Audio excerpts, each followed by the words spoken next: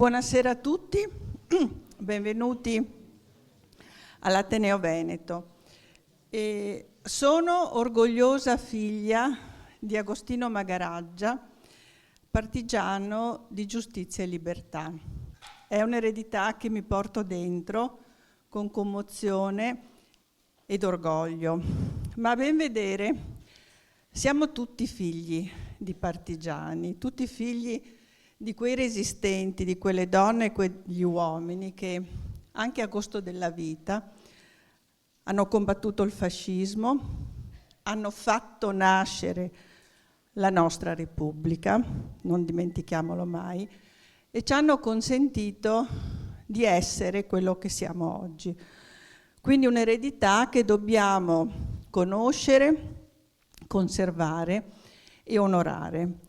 E è per questo che quando Giulia Albanese, la presidente dell'Iveser, che devo dire ringrazio tantissimo perché è stata il motore primo e continuo di tutto questo festival, ci ha proposto di partecipare, abbiamo detto subito di sì e siamo felici di essere in tante associazioni, tante enti, l'università, qui insieme a celebrare gli 80 anni della Resistenza. Dicevo che quella della Resistenza è una memoria che dobbiamo conservare e onorare, ma i resistenti ci hanno anche dato una lezione che ci impegna.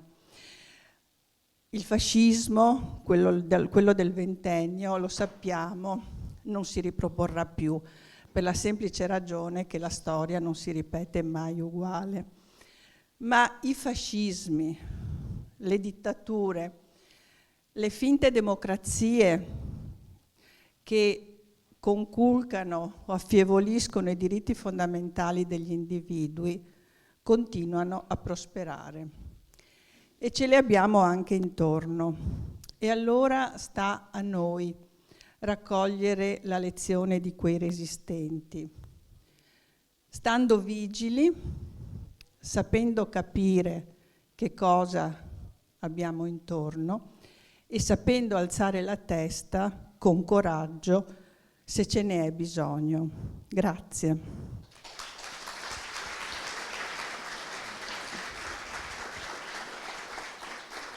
Lascio ora la parola alla Presidente dell'Iveser, che ancora ringrazio, Giulia Albanese. Grazie. Il 3 maggio 1945 il generale Mark Clark inviava questo messaggio al comando di piazza e al popolo di Venezia. Invio ai cittadini di Venezia le mie congratulazioni per l'insurrezione, coronata dal pieno successo che ha portato alla liberazione della loro città, dalla morsa e dal controllo degli invasori. Possiamo dichiarare, per la verità, che la vostra città è stata liberata dall'interno, da forze armate del Corpo di Volontari della Libertà, con l'aiuto e l'incoraggiamento dell'intera popolazione. La zona del porto e i servizi pubblici di Venezia sono intatti e al nemico non è stato permesso di deturpare i molti edifici e monumenti che parlano della vostra meravigliosa tradizione di cultura e di civiltà. Quando le forze del 15° gruppo di armate sono entrate nella vostra città, hanno trovato che la vita si svolgeva al suo ritmo normale. Rendo omaggio all'opera svolta dal Comitato Nazionale di Liberazione, che ha organizzato e diretto le operazioni in modo da prevenire inutili danni alla città e spargimento di sangue. La città di Venezia avrà certamente una parte notevole nella ricostruzione di un'Italia libera e indipendente. Mi è sembrato giusto aprire questo saluto con queste parole, che forniscono uno sguardo sulla città e sull'equilibrio delle sue forze, ma anche la strutturazione di uno dei possibili racconti della liberazione di Venezia, che Giulio Bobbo andrà poi a raccontarci, approfondendo e sviluppando molti dei temi qui contenuti. Un documento che avevo già scelto, ma che è visibile anche nella bella mostra inaugurata oggi all'Istituto Veneto di Scienze, Lettere e Arti e visibile per qualche giorno fino al 30 aprile e che racconta, a partire dai loro documenti e dalla storia di quell'istituzione, la complessa storia di Venezia tra fascismo e liberazione. È un grande piacere essere qui oggi per l'apertura di questo festival, cui abbiamo tanto lavorato in questi mesi.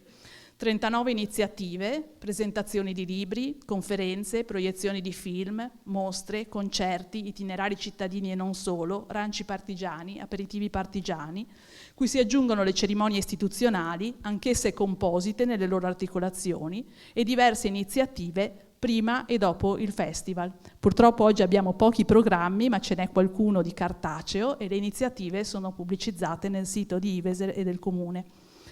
Un lavoro che Iveser ha voluto proporre e ha coordinato, d'accordo con le associazioni partigiane AMPI, FIAPGL e Ampia, riunendo per la realizzazione di questa iniziativa 42 tra associazioni, istituzioni e sindacato, e che ha avuto il patrocinio del Comune di Venezia. Una risposta che ci dà il segno di una città che si riconosce, per fortuna, ancora nei valori della Resistenza e continua a sentirli attuali e forti. Un festival che si distingue per la volontà di toccare tutti i diversi punti del territorio di Venezia, considerando che l'ampiezza e la diversità dei contesti che attraversiamo costituisca la forza di questo territorio e non un suo limite.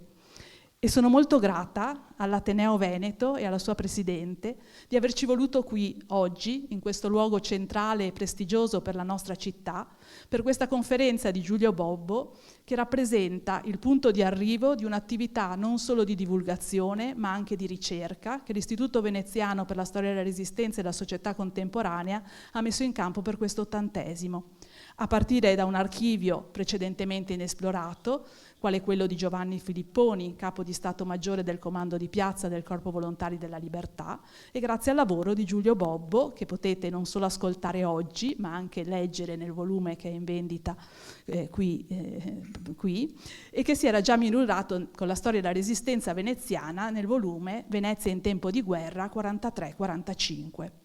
Un lavoro di ricerca che è nella tradizione del nostro istituto e che vorremmo ampliare ulteriormente nei prossimi anni per conoscere meglio non solo la Resistenza, ma anche l'antifascismo veneziano, di cui sappiamo ancora troppo poco, come pure dovremmo sapere di più del fascismo, oltre che la storia del dopoguerra, e che si riallaccia a una tradizione nobile della nostra città che nel passato, attraverso la sua amministrazione, ha sviluppato strumenti importanti per la conoscenza della Resistenza e dell'antifascismo.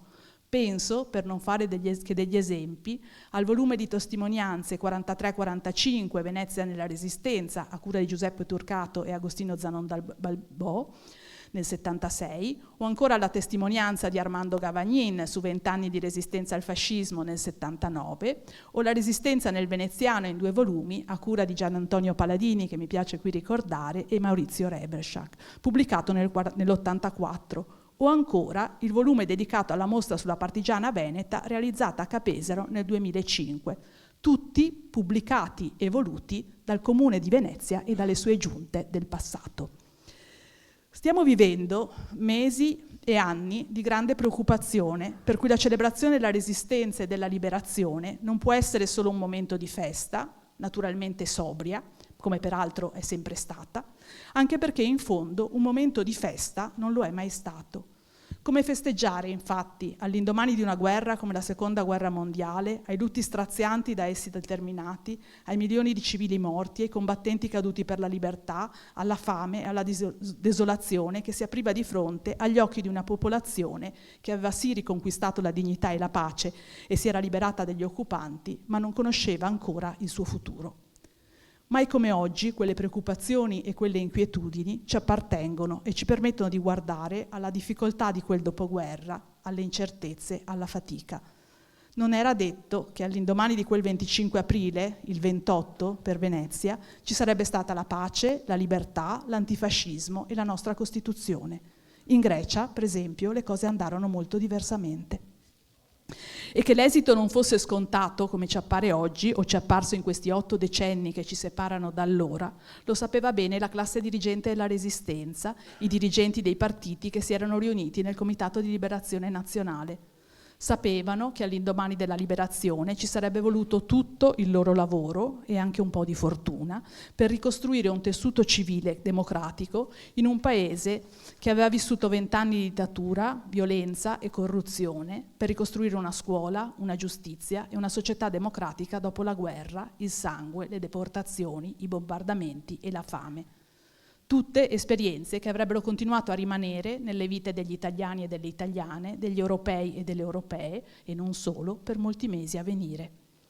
Solo a Venezia, penso ce lo ricorderà bene Giulio Bobbo, il cui lavoro ha il merito di essersi addentrato anche nell'immediato dopoguerra, la liberazione era resa luttuosa dall'abbandono, da parte dei nazisti, sostenuti dai fascisti, di mine magnetiche nella zona compresa tra San Nicolò, Sant'Elena e il Lido. Un'eredità che sarebbe costata numerose vite anche nel dopoguerra, come ad esempio i 40 operai e impiegati della Vetrococ saliti su un vaporetto in riva degli Schiavoni il 3 maggio e saltati per aria a causa di quelle mine. Questo lungo feste della Resistenza, però, spero e credo sia l'auspicio di tutti coloro che hanno partecipato alla sua realizzazione e che ringrazio qui collettivamente e di cuore a nome di Iveser, spero, dicevo, che serva a ricordarci l'importanza della lotta partigiana per la restituzione di una dignità agli italiani dopo 20 anni di fascismo e nella consapevolezza delle enormi responsabilità di questo regime nel conflitto mondiale, che ci serva a riconnetterci con le radici antifasciste di questa città che tanto diede alla Resistenza qui, tra le cali di Venezia, a Mestre, a Marghera, al Lido, ma anche nel Cansiglio e nei tanti luoghi dove i partigiani veneziani finirono a combattere. Ma ci serva soprattutto a ricordare che la democrazia e i valori della nostra Costituzione hanno bisogno del nostro lavoro quotidiano e della nostra cura e che oggi, qui a Venezia, ma anche in Italia e ovunque, c'è ancora moltissimo da fare per dare dignità, pace, diritti a ciascuno, senza distinzione di sesso, di razza, di lingua, di religione, di opinioni politiche, di condizioni personali e sociali, come recita l'articolo 3 della nostra Costituzione. Buona conferenza, buon 25 aprile e buona Resistenza.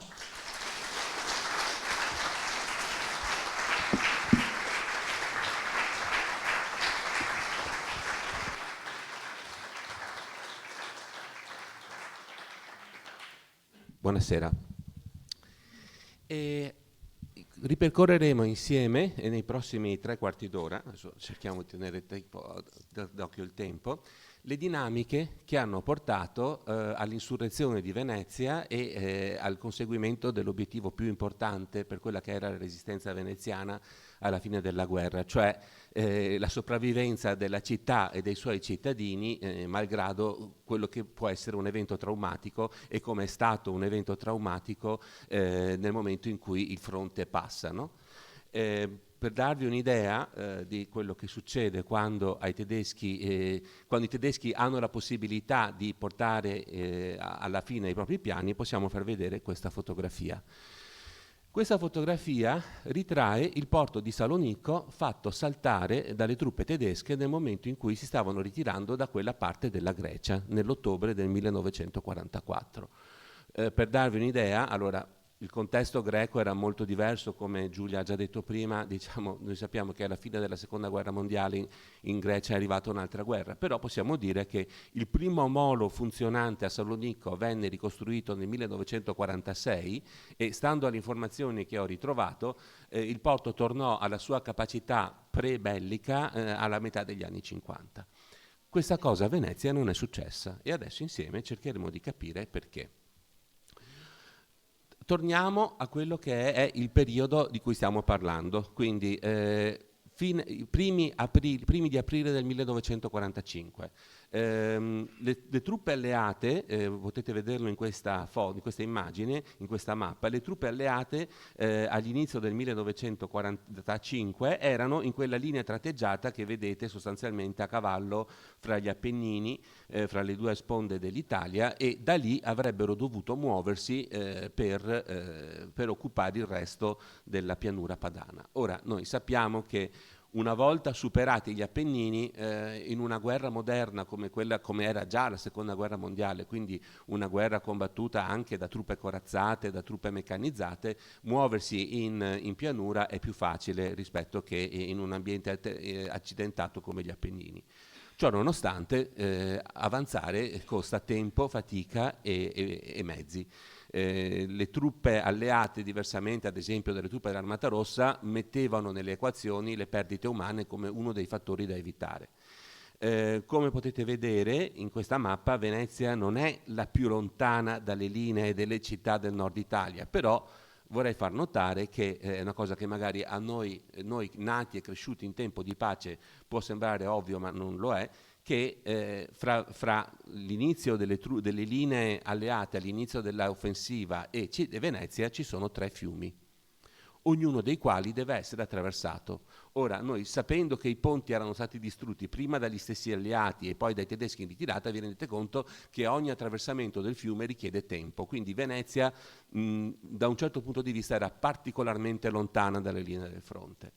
E quindi Venezia deve contare in buona parte sulle sue forze per quella che è l'insurrezione.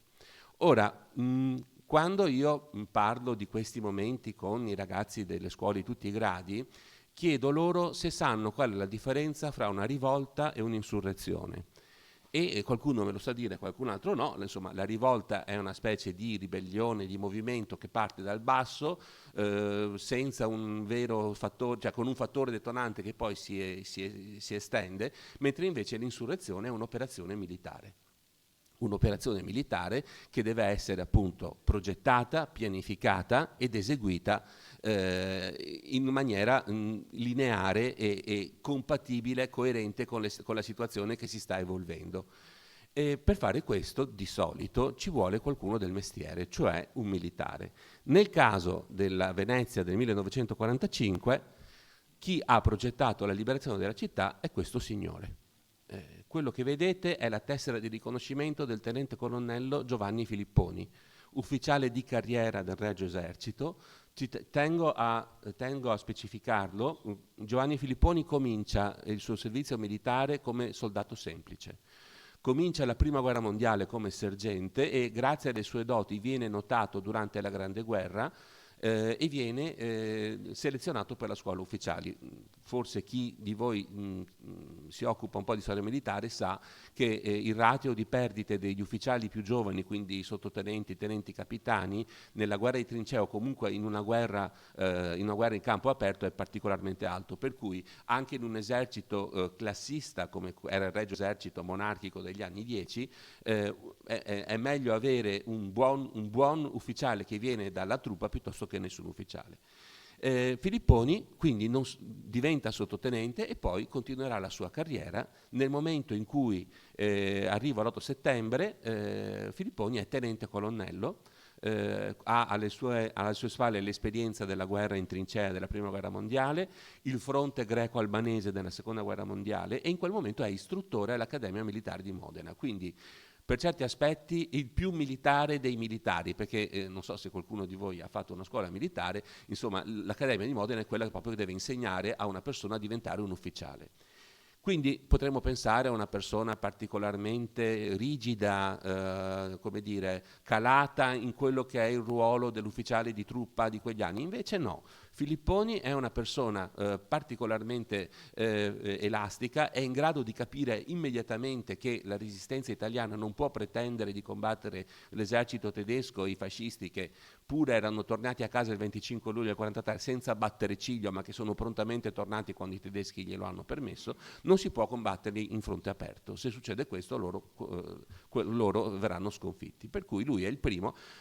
Spero che si veda sullo schermo, nel caso ve lo dico io, quando si vede nella parte a destra della scheda data di incorporazione c'è scritto 8 settembre del 1943, perché effettivamente Filipponi comincia a disperdere e ad aiutare truppe ancora dentro l'Accademia di Modena nel momento dell'armistizio. Quindi non è uno di quei tanti ufficiali che va a casa, oppure come è successo alla direzione d'artiglieria di San Giorgio a Venezia, chiude gli ufficiali a chiave dentro le caserme e aspetta che arrivino i tedeschi per portarli nei campi di concentramento. Filipponi comincia a fare il partigiano dal giorno zero della Resistenza.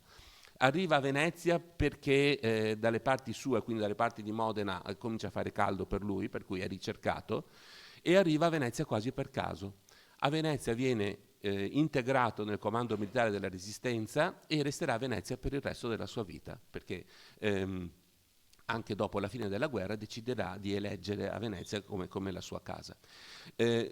Le fonti che ho trovato e che sono servite alla scrittura del libro che avete visto all'inizio in copertina e quello che è stato scritto, quello che verrà descritto in buona parte in questa conferenza, è tratto proprio dall'archivio che lui, come capo di Stato Maggiore del Corpo Volontari della Libertà, che era, semplificando al massimo, diciamo, l'ala militare della resistenza che prendeva ordini dal CLN, che è un archivio che lui ha pazientemente messo insieme quando era capo di Stato Maggiore e che ha salvato integramente dopo che è passato alla vita civile. Questo archivio è arrivato all'istituto qualche anno fa e finalmente abbiamo preso il tempo per studiarlo e valorizzarlo. Quindi, dicevamo, una città come Venezia non si libera con 4 fucilate e scena, perché è una città importante. Ricordiamoci che la Venezia del 45 è una città urbanisticamente identica a quella di oggi, ma abbastanza diversa dal punto di vista politico, sociale e militare. È una città che ha una presenza militare importante, una città con infrastrutture commerciali, industriali importanti, per cui i tedeschi non sono disposti ad andarsene semplicemente perché stanno perdendo la guerra, per cui ci vuole un piano. Filipponi, nel suo ruolo di membro tecnico del CVL, quindi del Corpo Volontario della Libertà, prepara un dettagliatissimo piano di insurrezione in un momento delicatissimo. Ora, voi non potete vederlo, io ho voluto riproporre l'intera prima pagina del piano, perché è un piano di una decina di cartelle. Il piano viene approvato il 17 aprile e in quel momento la situazione per la resistenza veneziana non è buona per niente. Perché alla fine del marzo del 1945 i fascisti, a causa di una spiata, grazie a una spiata, sostanzialmente decapitano il CVL veneziano.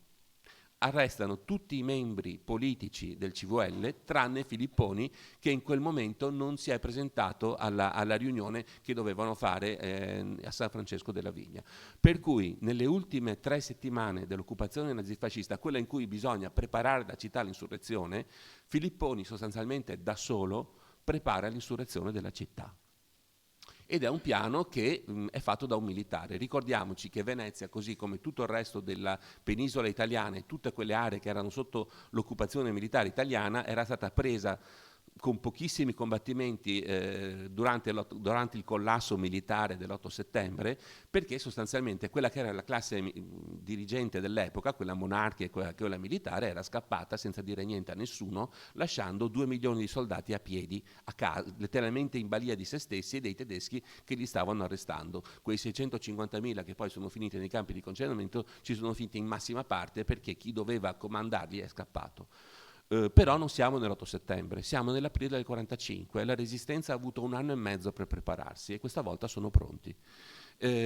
Quindi la pianificazione ha degli obiettivi importanti e una serie di passi da prendere consecutivamente per rendere possibile l'occupazione militare della città, perché qual è la situazione delicata? Ricordatevi, la resistenza nelle città fino a quel momento era stata una resistenza clandestina. Okay? Non era una brigata partigiana in montagna che occupava una valle, un pezzo di valle e si muoveva in quell'area. A Venezia, così come in tutte le città grandi e piccole d'Italia, i partigiani erano in clandestinità. Però e questa era quella che si chiamava fino a qualche tempo fa guerra simmetrica, prima che la guerra cominciasse a essere combattuta sul campo di battaglia un'altra volta. Adesso però la resistenza deve uscire dalla clandestinità e deve, questa volta sì, contendere ai fascisti e ai tedeschi il controllo del territorio per tutelare un territorio delicatissimo, perché Venezia, lo sappiamo noi, lo sappiamo benissimo, è una città delicatissima. Voi sapete benissimo che Piazza San Marco è preclusa a qualsiasi manifestazione civile o politica, ma i concerti a pagamento si possono fare, si fanno come se piovessero, e sapete che in uno di questi concerti le vibrazioni hanno fatto crollare alcuni mattoni. E quello era un concerto. Ora voi immaginatevi la guerra, va bene?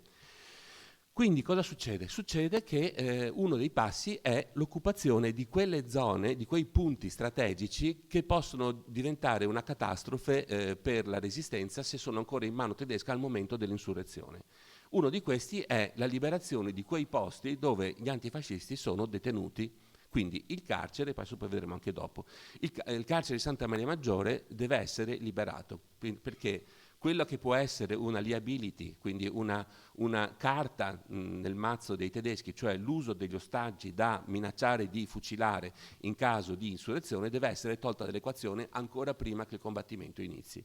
Ed è per questo che la mattina, nel pomeriggio del 26 aprile del 1945, il carcere sostanzialmente si libera dal suo interno, perché le guardie si mettono d'accordo con i prigionieri, con i leader dei prigionieri politici, mettono in sicurezza i detenuti comuni che non devono uscire e insieme prendono il controllo del carcere. Alle 2 di notte, a questo punto comincia a essere importante vedere il tempo che passa.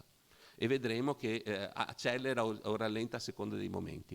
Alle 2 della notte fra il 26 e il 27 aprile arrivano le Brigate Nere e cercano di entrare e vengono respinte. Vengono respinte perché i prigionieri, guardie carcerarie più alcuni agenti della polizia, di quella che adesso si chiama Polizia di Stato, che all'epoca si chiamava Pubblica Sicurezza, aprono il fuoco e comincia una battaglia che fra alti e bassi dura fino alle prime ore dell'alba, quando sostanzialmente tedeschi, cioè fascisti e tedeschi che erano a corso, si sentono esposti dalla luce e si sganciano un pochino alla volta, si ritirano e quindi la mattina del 27 aprile del 45 il carcere, con quelli che erano 200 erotti ostaggi, è in mano alla resistenza ed è diventato un caposaldo, non una vulnerabilità. Più o meno nelle stesse ore la sala carceraria dell'ospedale civile di Venezia, la stessa per dirvi da cui erano stati deportati gli ebrei deportati da Franz Stangl nell'ottobre del 1944, la sala carceraria aveva alcuni partigiani detenuti anche lì sotto l'occhio di questurini e brigate nere, Guardia Nazionale Repubblicana, e anche lì un gruppo di patrioti con sostanzialmente il consenso-assenso dell'autorità della questura prende il controllo di questa sala carceraria. Per cui già dalla mattina presto del 27 i fascisti e tedeschi si trovano senza un'arma importante da usare in quella che poi sarà un gioco di diplomazia e conflitto che andrà avanti per i prossimi 2 giorni. Per darvi un'idea di come la mattina e il pomeriggio del 27 aprile, quindi l'insurrezione, anche se quasi per caso è cominciata già da qualche ore, ma nella mattina, pomeriggio del 27, i fascisti sono ancora una minaccia militare credibile, tanto è vero che alle 2 del pomeriggio un gruppo di un numero compreso fra le 50 e le 100 brigate nere guidate da Umberto Pepi, che è quell'uomo che vedete seduto alla sinistra di questa fotografia, Pepi cercano di entrare e di riprendersi l'ospedale. Davanti a 100 brigate nere armate fino ai denti, 7-8 patrioti che sono dentro non possono e non devono offrire resistenza, per cui i prigionieri politici che erano nella sala carceraria sono già stati evacuati, per cui a quel punto si sganciano, cioè escono dall'ospedale dalla parte delle fondamenta nuove e i fascisti riprendono il controllo dell'ospedale. Questa è una cosa che Marco Borghi nella prefazione del volume che avete visto all'inizio chiama una specie di movimento a fisarmonica, e quando l'ho letto l'ho trovato particolarmente preciso, perché in questo momento in cui ci sono ancora delle disparità militari ma la situazione è assolutamente caotica, ci possono essere situazioni come queste in cui un posto cambia di proprietario, sostanzialmente di occupante, nel giro di poche ore, magari anche più di una volta. Il 27 sostanzialmente passa così, quindi l'unico evento militare è questo, perché appunto l'occupazione del carcere era successa la sera prima. Quello che succede il 27, ma nelle ultimissime ore, nelle ore a cavallo fra il 27 e il 28, è la resa delle truppe fasciste. nel senso che c'erano stati diversi abboccamenti fra il comandante del CVL Mario Coccon, che era un ufficiale dell'aviazione ed e rappresentava il partito d'azione nel CVL, tenta diverse volte di avvicinare il prefetto Nello Carducci. Carducci all'inizio dice sì, poi dice no, poi dice sni. Poi nel momento in cui viene a sapere che la caserma di San Zaccaria, che era il comando provinciale della GNR, è in mano partigiana, e questo sarebbe bello spiegarlo, ma lo faremo in un'altra volta, a quel punto si rende conto che sostanzialmente la Repubblica Sociale Italiana non ha più un asset militare a Venezia, per cui decide di arrendersi. Per cui arriviamo alla mattina del 28 aprile 1945. Allora, la situazione com'è? I fascisti si sono in buona parte sbandati e o arresi, con alcune eccezioni che vedremo più avanti. I fascisti no, i tedeschi no. Quindi si tratta di prendere il controllo della città che i tedeschi avevano preparato per l'evacuazione. Preparare vuol dire distruzione. Tutte le foto che adesso vedrete sono tratte in buona parte dall'archivio dell'Iveser. Io ho cercato di selezionare fotografie non messe in posa dopo la guerra, dopo i combattimenti. Questa che vedete è una foto di diversi patrioti che si sono trovati, che sono davanti all'entrata di quella che all'epoca si chiamava Calittoria, che poi si chiamerà Ca' Matteotti per qualche anno, fino a quando un certo ministro che si chiamava Scelba decida che tutti gli stabili del partito fascista adesso attraversano lo Stato, per cui la celere di Scelba smanganellerà via tutti i sindacati e i partiti politici che erano in quel palazzo. Comunque in questo momento è ancora la sede del partito fascista repubblicano, era la Villa Trista di Venezia, nel senso che era il luogo dove i fascisti spesso e volentieri, anzi in maniera quasi sistematica, avevano torturato diversi partigiani. Per cui, dando seguito al piano di Filipponi, tutti i centri di potere, i centri di controllo e comando di Venezia vengono presi sotto il controllo partigiano. Quindi lo avete visto anche nel documentario che è stato girato e montato subito nei primissimi giorni. Per dirvi, quel filmato che avete visto è stato mostrato in anteprima dei militari alleati al cinema Malibran, non mi ricordo se il 29 o il 30 aprile del 45, per darvi un'idea di quanto fosse un instant movie del momento.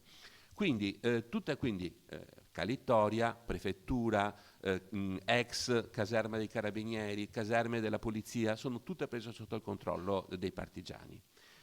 Restano però i tedeschi e alcuni fascisti che non si sono arresi, per cui ci sono alcune zone della città in cui ci sono dei combattimenti veri e propri. Questa foto non riguarda i giorni dell'insurrezione, questa foto riguarda l'operazione Bowler, che è stato l'unico bombardamento pianificato di Venezia da parte degli alleati durante la Seconda Guerra Mondiale, il 22 marzo, se non sbaglio, del 1945. E questo è il momento in cui l'obiettivo, che era una nave tedesca, esplode. Non è per questo che ve l'ho fatta vedere. Ve l'ho fatta vedere perché voglio farvi vedere quanto sia vicino Piazzale Roma e l'area portuale, che saranno appunto i luoghi in cui si concentreranno la buona parte degli scontri. Allora, voi potete riconoscere sulla destra il posto dove adesso c'è il ponte della Costituzione, il ponte di Calatrava, poi riuscite a intravedere Piazzale Roma, l'inizio del ponte della Libertà, poi la manifattura tabacchi, e poi dove vedete l'esplosione, quello è il porto. Ora, quella è l'area strategicamente più importante della città, perché sono letteralmente le porte della città. Lì vicino ci sono diverse industrie, ci sono le infrastrutture portuali che sono importantissime, c'è il ponte, ci sono i magazzini frigoriferi del mercato generale, per cui quell'area lì è stata minata dai tedeschi. I tedeschi erano pronti per far saltare la cosa. Non l'hanno fatto, come avete visto prima in quell'altra foto, perché hanno trovato qualcuno a fermarglielo. E questo qualcuno era stato preparato dopo 1 anno e mezzo di guerra partigiana ed è un interessante insieme di partigiani, patrioti, quindi persone che si sono armate per l'occasione per combattere contro i tedeschi, e ufficiali dell'esercito. Questo è una parte del rapporto che venne steso da Filipponi subito dopo la guerra e ricostruisce in parte i combattimenti che ci sono stati a Piazzale Roma. Una parte importante la fa questo capitano Cannella, che ricordiamoci tutti gli ufficiali italiani all'epoca erano stati addestrati per la guerra in un campo di battaglia aperto. Mentre invece Cannella si trova col poco invidiabile compito di combattere all'interno di un centro urbano, che è uno dei posti più ostili e difficili in cui combattere uno scontro armato, perché dietro ogni porta, dietro ogni finestra, dietro ogni rovina ci può essere un cecchino, una mitragliatrice. E tutto questo Cannella lo fa con truppe che conosce in quel momento, armate male e addestrate peggio, e di contro ha sicuramente non truppe tedesche d'élite, cioè non ci sono i Panzergrenadieri dell'SS o i Fallschirmjäger della Luftwaffe, ma sono comunque ufficiali della Wehrmacht e soldati della Wehrmacht che hanno avuto un addestramento al combattimento. Ecco, tutto sommato, malgrado diversi colpi di mano dei tedeschi che cercano di sbarcare, di prendere di fianco le truppe, da Piazzale Roma, dove iniziano i combattimenti nella mattina del 28, ci si spinge, scusate, torno un attimo indietro, ci si spinge sostanzialmente in questa foto da destra verso sinistra, quindi ci si muove verso il porto, perché quella è la zona più importante da salvare. Come è scritto qui, Cannella riesce a entrare nei locali dove c'erano i contatti elettrici delle mine a tagliare i cavi, e per la fine della mattina del 28 i tedeschi vengono ricacciati in laguna. Va bene? E vengono, diciamo, in un primo momento il combattimento si spegne. Il problema qual è? Il problema è che i tedeschi sono armati. Allora, non siamo in una città di terraferma, quindi non hanno i Panzer, non hanno carri armati, degli aerei non ne parliamo neanche perché era un lusso che avevano perso già da quasi un anno, però ci sono queste navi che vedete che sono state citate anche nel documentario di prima, che sono queste motozattere. Queste sono sostanzialmente dei carri armati fluviali. Queste motozattere erano state pensate all'inizio della guerra nel 1940 per l'operazione Leone Marino per invadere l'Inghilterra, poi l'Inghilterra non era mai stata occupata, quindi erano state prodotte anche su licenza dalla Marina Militare Italiana per l'occupazione di Malta, anche quella non c'era mai stata, però esistevano ed erano dei dispositivi, erano dei mezzi militari da non prendere, da non sottovalutare per niente. Per darvi un'idea, questa è una rappresentazione in 3D, come potete vedere erano imbarcazioni lunghe una quarantina di metri, armate con cannoncini a tiro rapido da 20 e 30 millimetri. In questa riproduzione hanno anche dei cannoni da 105, da quello che ho capito, se vedete anche probabilmente quelle a Venezia non ce l'avevano, però per dirvi, questi cannoncini erano capaci di fare qualcosa come questo. Va bene, perché questi carri armati fluviali mobili sono stati usati dalla mattina presto fino alla sera tardi per cercare di spostare il lago della Bilancia dalla loro parte. Se non ci sono mai riusciti è perché i partigiani e i patrioti si sono battuti particolarmente coraggiosamente e non sono riusciti ad annullare la differenza che c'era fra le due parti. La situazione va avanti. Teniamo conto, allora, il porto non era vuoto. Nel porto c'erano alcune navi, alcune delle quali erano abbastanza importanti. Qui vedete Vulcania, Gradisca, ci parliamo soltanto delle prime due. Il Vulcania era uno dei due transatlantici italiani rimasti a galla nell'aprile del 1945. Ora, prima della guerra l'Italia aveva una flotta di transatlantici abbastanza nutrita, erano circa una dozzina. Poi, fra la guerra contro le forze armate alleate fra il 40 e il 43, il collasso dell'8 settembre, tutti i transatlantici italiani erano stati affondati, tranne due sorelle, Saturnia e Vulcania. I veneziani se lo ricordavano bene perché quella che era la seconda nave più grande della flotta mercantile italiana, il Conte di Savoia, era bruciato ed si stava arrugginendo davanti a Malamocco dopo che era bruciato nel settembre del 43. Il Vulcania era uno dei due transatlantici italiani rimasti. Il Gradisca era un piroscafo che la Marina Militare Italiana, Regia Marina, aveva preso e trasformato in nave ospedale. Erano state tutte catturate dai tedeschi che le volevano affondare. Questa è una foto della Gradisca, come potete vedere ha ancora parte della sua colorazione come nave ospedale, vedete sono state coperte le croci verdi sulla fiancata, Questa foto è stata fatta a Venezia pochi giorni, o pochissimi giorni dopo la fine della guerra. E questo è il Vulcania. La Vulcania era un transatlantico della linea Italia e tanti veneti si ricorderanno di lei e della sua sorella perché fino agli anni 60 ha trasportato migranti italiani in Canada, perché fino a 2 generazioni fa i migranti eravamo noi. Questo lo ricordiamo ogni tanto che ci fa bene. Ora, una volta liberato il carcere, prefettura, eccetera, e il porto, l'altra struttura che bisogna liberare per motivi sia politici che militari che di sicurezza è l'arsenale. L'arsenale era la base militare più importante all'epoca a Venezia ed era importante liberarla non solo per una questione di prestigio, ma anche perché non è come adesso che sostanzialmente è un centro studi della Marina Militare ed è sostanzialmente una sede istituzionale, cerimoniale. All'epoca venivano ancora fatti i lavori di riparazione, quindi c'erano dei magazzini, c'erano esplosivi, carburanti, c'erano teste di siluro, c'erano polveriere comprese nell'area fra Arsenale e Certosa, quindi abbastanza esplosivo da far saltare per aria metà città.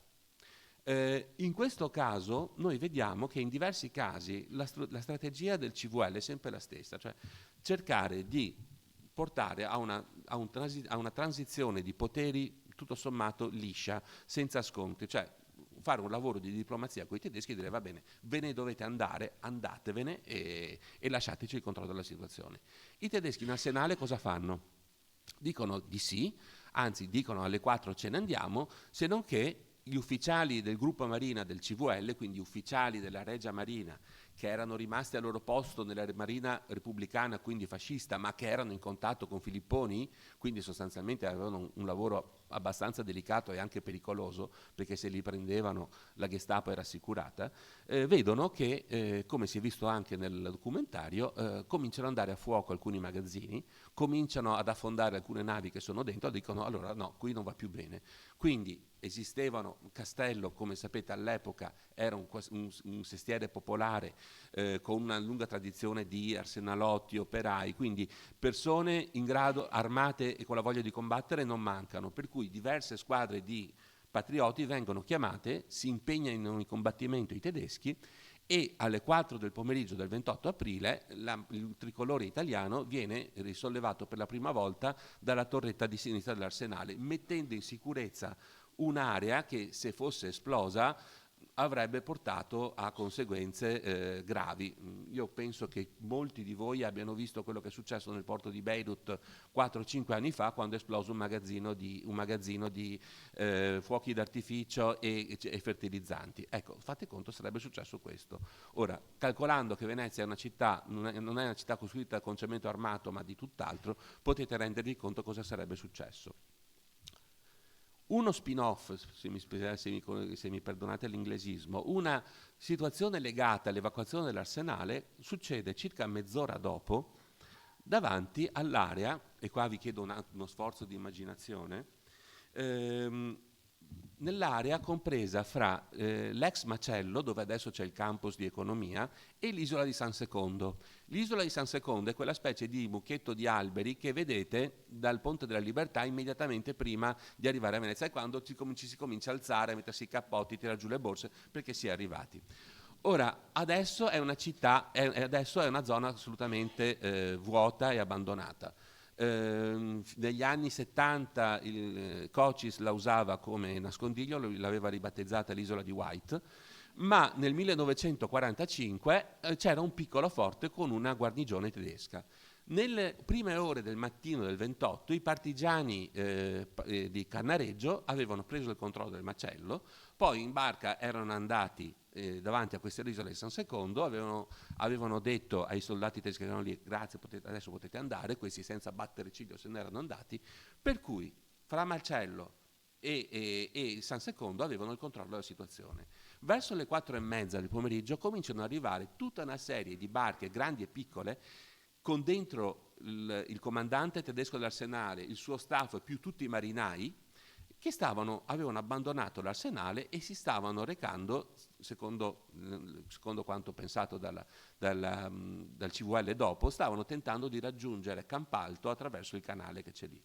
Se non che, arrivati davanti al macello, vengono inquadrati dal fuoco incrociato di questi patrioti che sono da una parte sul macello, dall'altra parte di San Secondo, quindi si vedono circondati e si arrendono. Ed è praticamente alla fine di una battaglia, in questo caso sì veramente quasi simbolica, che la resistenza veneziana entra in controllo, cioè prende il controllo su 300 militari tedeschi, marinai della Kriegsmarine, alcuni marinai fascisti e la cassa dell'arsenale, 26 milioni di lire. Questa cassa viene bloccata subito, chiamano i carabinieri, coi carabinieri portano tutto nei giorni successivi. Anzi no, una parte viene portata sotto scorta armata già durante il 28, viene portata in Banca d'Italia e poi alla Banca d'Italia ci metteranno 3 giorni per contare tutti i soldi e alla fine quella liquidità sarà importante per la città e per alcune realtà di Venezia per affrontare quel periodo di circa un mese prima che una prima base di normalità sia stata ristabilita. Questa è una battaglia che alla resistenza veneziana non è costata nulla e ha portato a un bottino grosso, anche troppo, perché all'inizio si vedono i messaggi di questo gruppo comunista di Cannareggio che all'inizio erano tutti contenti perché dicevano abbiamo preso 300 persone dopo 2 giorni, portateceli via perché non sappiamo cosa dargli da mangiare. Perché anche questa è la situazione, insomma. A questo punto i tedeschi hanno capito che è anche ora se ne faccia una certa, bisogna andarsene. Cominciano i contatti fra il CVL e la Platzkommandantur. La Platzkommandantur era il comando di piazza tedesco, il comandante era un certo colonnello del Wehrmacht che si chiamava Reichel, e all'inizio dicono no, noi adesso ce ne andremo quando avremo operato tutte le distruzioni, e Coccon gli dice guardate, voi dovete andarvene, lo sappiamo che dovete andarvene, mettiamoci d'accordo perché qua fra qualche giorno arrivano gli inglesi. Quindi questi minacciano, dicono sì però dobbiamo distruggere questo, dobbiamo distruggere quello, e dicono no, voi non distruggete niente, ci avete già provato e non ci siete riusciti, per cui sappiamo benissimo come sta succedendo. Per cui, e qui c'è uno dei vulnus, che almeno è stato un vulnus per la memoria della resistenza veneziana per diversi anni dopo la guerra, perché c'è chi non è d'accordo, perché c'è chi dice a nemico che si ritira a Ponti d'Oro, e c'è chi dice siamo stati sotto il tacco di questi tedeschi per 1 anno e mezzo, adesso vogliamo combattere. E quindi cosa succede? Succede che il CLN regionale e cittadino si riuniscono, il CLN dice al CVL, quindi il CLN, Comitato di Liberazione Nazionale, quindi diciamo l'organismo politico rappresentativo della resistenza, delega al CVL, Corpo Volontario della Libertà, quindi il braccio armato della resistenza, la decisione, i tecnici siete voi, decidete voi. E il CVL cosa fa? Fa quello che si fa in democrazia, cioè votano. A maggioranza si decide di accettare la proposta tedesca di andarsene.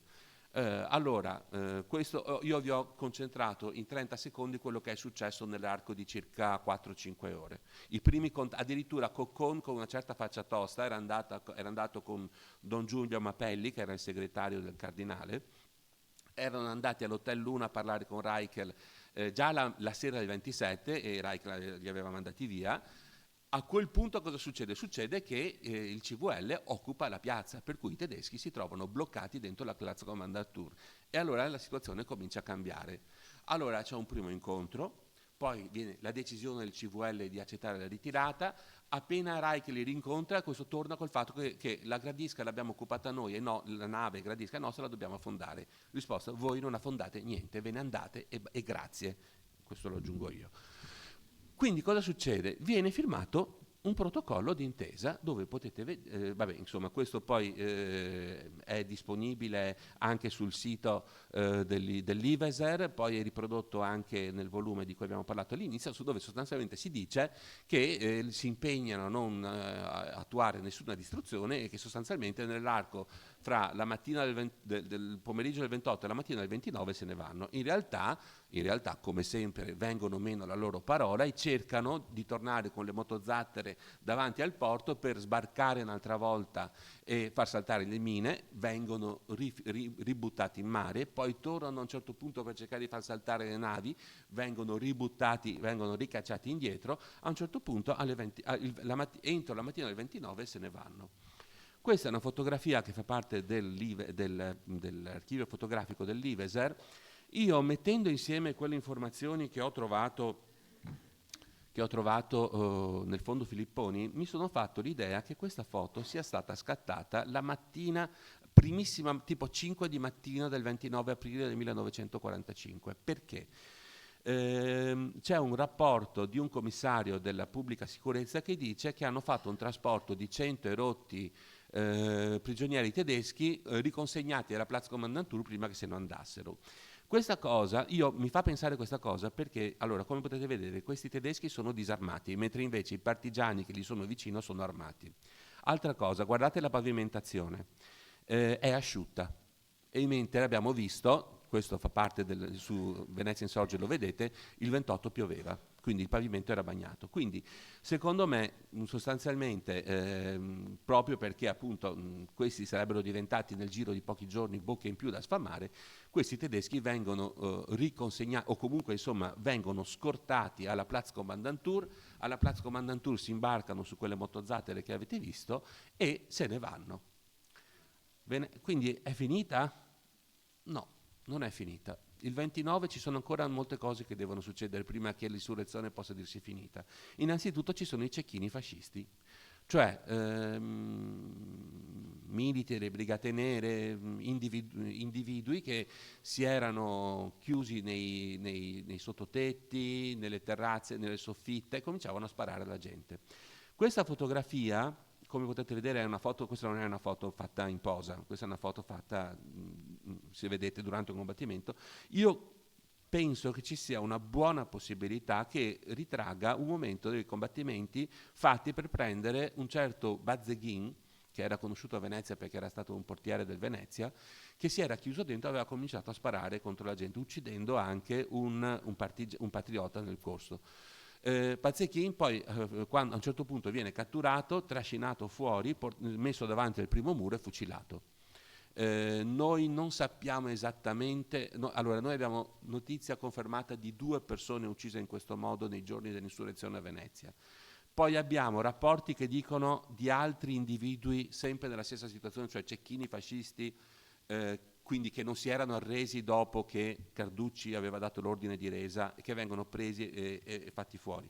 Ma non abbiamo i nomi di queste altre persone, abbiamo i nomi di questi 2. Uno ucciso appunto in quella che era stata chiamata Riva dei Sette Martiri il 29, e sempre lo stesso giorno un'altra persona uccisa in Campo di Marte alla Giudecca, quindi peraltro non molto lontano da dove l'istituto ha la sua sede adesso. A questo punto però la situazione comincia ad andare sempre più velocemente, quindi a Piazzale Roma, questa è una foto scattata a Piazzale Roma quando i patrioti hanno strappato una bandiera del nazista e l'hanno bruciata, e nel frattempo alle 2:30 arrivano gli inglesi. Quindi gli inglesi arrivano intorno alle 14:30, le prime autoblinde arrivano a Piazzale Roma, trovando una città dove sostanzialmente i combattimenti sono finiti, e cominciano a familiarizzare con la popolazione. Questa è una foto che è stata scattata durante quelle ore. Questa è una foto dove secondo me ci sono dei partigiani, perché vedete, allora quella macchina che vedete è una Dingo, che era una specie di autoblinda dell'esercito inglese. La persona che tiene in alto uno Mitra Sten ha un impermeabile civile, per cui può essere che questo fosse uno dei patrioti che avevano partecipato allo scontro, perché io adesso ve la sto parlando nell'arco di qualche, insomma, come se fosse una cosa che è successa in un lasso enorme di tempo, ma stiamo parlando di cose successe 20 ore prima, per cui erano ancora tutti lì. E quindi arrivano gli inglesi. e arriva la commissione alleata inglese che si fa annunciare e siccome insomma vogliono cogliere l'occasione, gli piace trattarsi bene, la appena arrivata commissione inglese, che sarà l'embrione di quello che diventerà il governo militare alleato, si installa al Danieli, giustamente. Sicuramente alla pensione Marisa non sono andati, e viene fatta quella che viene citata in alcune cose come una specie di brindisi degli inglesi con la popolazione che, scusatemi l'irriverenza, mi ricorda un passo dei racconti di Fantozzi che parla di un'astuta mossa padronale. Comunque, questo è l'inizio della convivenza fra le truppe alleate e la società veneziana, che durerà fino al 1° gennaio del 1946 e non sarà sempre liscia. Ci saranno dei momenti di scontro istituzionale, anche istituzionale, stiamo parlando di scontro a livello politico, abbastanza aperto, che in qualche caso porterà diciamo, alle forze politiche veneziane a imporsi, con dei buoni risultati, ma su questo non vi voglio dare spoiler perché lo trovate sul libro. Arriviamo verso la fine. Il 5 maggio si decide di fare una sfilata per ottenere 2 obiettivi contemporaneamente. Il primo è quello di rendere omaggio a tutte le truppe che hanno combattuto fra Venezia, Mestre e Marghera, e che insomma devono essere presentate, devono sfilare davanti alle autorità alleate appena arrivate, come per dire: queste sono le persone che hanno liberato la città prima che voi arrivaste. E bisogna dire che il generale Clark da questo punto di vista è stato corretto e lo ha, come ha detto Giulia prima, lo ha riconosciuto subito. Quindi questo è uno dei risultati. Il secondo era togliere il più possibile, il prima possibile, il più possibile il numero di armi dalla popolazione, perché c'erano già stati casi di persone uccise da colpi accidentali di armi da fuoco. Ricordatevi che la maggioranza delle persone che hanno combattuto e fra poco vedremo sono morte durante la liberazione di Venezia erano patrioti, quindi persone che magari qualcuno qualche anno prima aveva fatto il militare, qualcun altro non l'aveva fatto per niente, per cui armi e persone non addestrate a usarle è un binomio che ci deve dire cioè quando qualcosa succede e non se. E infatti voi vedete che ci sono alcuni paesi non in Europa dove ci sono molte armi e succede un po' di tutto. Nella Venezia del 1945 ci si era resa conto che era meglio togliere di mezzo il prima possibile delle armi. Poi i maligni diranno che le armi migliori da qualcuno erano state nascoste e tenute perché non si sapeva mai, ma quella è una cosa che vedremo dopo. Ecco, questa è una foto un po' particolare, quindi questa è una foto del palco delle autorità durante la manifestazione del 5 maggio. E qui potete vedere un ufficiale inglese in primo piano, un ufficiale polacco che purtroppo non potete vedere, ma è immediatamente alla sinistra dell'ufficiale inglese con il basco polacco. Ricordatevi che l'armata del generale Anders combatté con l'8ª armata inglese dall'Africa fino all'Italia, combattendo contro i tedeschi, e credo che sia onesto dire che tutte queste persone poi si trasformarono da liberatori a esiliati alla fine della guerra, perché non poterono più tornare a casa. Quei pochi che tornarono non fecero una bella fine. Poi vedete che ci sono, noi sappiamo da altre fotografie che erano presenti le massime autorità del CLN, quindi c'è Reginio Beneghetti, capo del CLN regionale, e poi vedete che c'è un personaggio caratteristico con pantaloni alla zuava. Anche qui la vorrei leggere, ma non sono capace, la vorrei leggere alla Fantozzi, avete presente? Pantaloni alla zuava. Allora, pantaloni alla zuava, camicia da garibaldino e pistoletta che sbrindellano che penzola dalla cinturetta. Questo non è un partigiano, questo è come gli inglesi si immaginano sia un partigiano, e infatti non è un partigiano, è un impostore. Questo signore si chiama Bruno Marchiori, era un fascista, ladro, ricattatore, bigamo e truffatore, che era stato messo in carcere dagli stessi fascisti perché nell'ordine si era finto tenente colonnello dei bersaglieri mentre era un caporale della milizia. Aveva fatto parte della polizia militare, della polizia fascista, aveva estorto denaro a quelli che aveva arrestato. Aveva truffato una donna al tempo stesso, prendendole dei soldi per comprare delle azioni della Rossi che non aveva e promettendo di sposarle. Si era beccato 15 anni, buttato in carcere e buttato alla chiave. Siccome ci sono persone che sanno vendersi e che sanno vendere, questo qui si era fatto passare come comandante partigiano. Ora, ancora oggi, se voi andate sul sito internet dell'Imperial War Museum, io sono 2 mesi, 5 mesi che gli ho mandato una cosa, ho detto guardate che avete scritto questo, c'è la foto di questo signore con scritto didascalia, questo è il comandante Bruno Matteotti, e già lì avrebbero dovuto cominciare a farsi una domanda. Comandante partigiano, figlio di un capo fascista su cui c'era una taglia da 1 milione di lire. Io gli ho detto guardate che questo è un truffatore. Sono passati 5 mesi, la foto è ancora lì, l'ho fatta vedere a gente dell'istituto fino a poco tempo fa.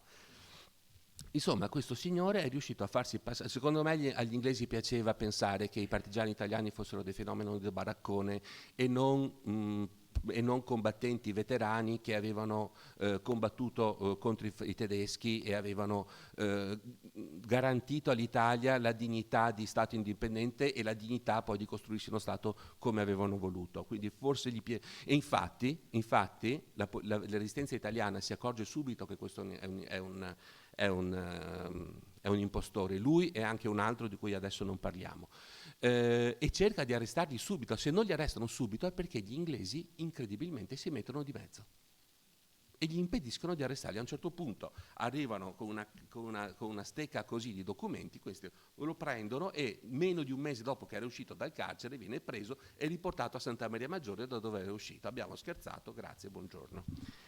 Penultima slide. Queste persone, quindi al di là del momento di colore, che però secondo me mi fa riflettere anche per capire quella che era la percezione di alcune parti dei militari inglesi per la resistenza italiana, questa è una foto con cui, non è l'ultima, per cui vi chiedo ancora un attimo di pazienza, è la foto con cui mi piace pensare la fine dell'inizio. Perché questa è una foto che è stata trovata da Maria Teresa Sega diversi anni fa, ed è un momento della manifestazione del 5 maggio. La signora che vedete in primo piano si chiamava Maria Scarpa, faceva parte delle SAP, quindi delle squadre partigiane nelle fabbriche, ed era una staffetta partigiana. Porta a mano una bambina che si chiamava Maria Fornaro, o Fornero, se non mi ricordo, Fornaro, che era figlia di un partigiano torturato a Calittoria, che se l'era portata dalla Giudecca perché pensava che il padre non aveva potuto assistere a quel momento, ma voleva che sua figlia lo facesse. Ora, voi avete visto che fino a questo momento io vi ho raccontato le storie come sono legate alle fonti che ho trovato, quindi non vi ho irrorato con nessuna retorica. Io spero che mi permettiate questi 30 secondi per farlo adesso, in cui quello che mi piace di questa foto è che questa signora non fa la faccia feroce, non fa la faccia grave che fanno anche alcune persone massime cariche dello Stato in questo momento quando si fanno portare in giro in certi gipponi. È una persona confidente, forte, felice che sia finita e non ha paura di andare per la sua strada. È grazie a persone come queste se la città è arrivata libera. Ultimo momento prima di salutarvi.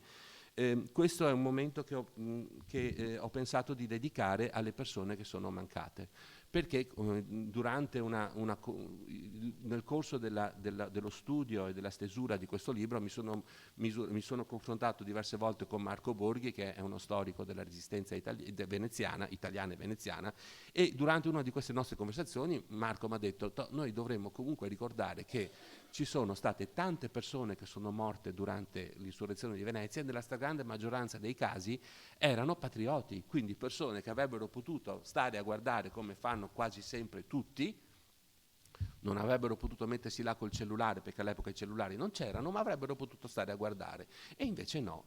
E sono 15 di loro che sono morti. Ora, oggi è il 23 aprile 2025, fra 2 giorni sarà il 25 aprile. Ci sarà sicuramente qualcuno che su Facebook comincerà a dire che a Venezia non è mai successo niente, che i fascisti si sono arresi, che i tedeschi si sono ritirati, che i partigiani non hanno fatto niente. Per cui io adesso voglio leggere i nomi di queste 15 persone, grazie alle quali la città è arrivata intatta come la conosciamo ad oggi. Francesco Benvenuti, Guido Berti, Mario Donadelli, Luciano Foscolo, Narciso Longhin, Ermenegildo Magoga, Alessandro Manzoni, Giovanni Mason, Infanzio Mattarelli, Umberto Miotto, Turiddu Moro, Vittorino Passeler, Luigi Sava, Pietro Trevisan, Arcidio Vismara. È anche grazie a queste persone se la città che noi conosciamo è quella che è diventata grande. Grazie.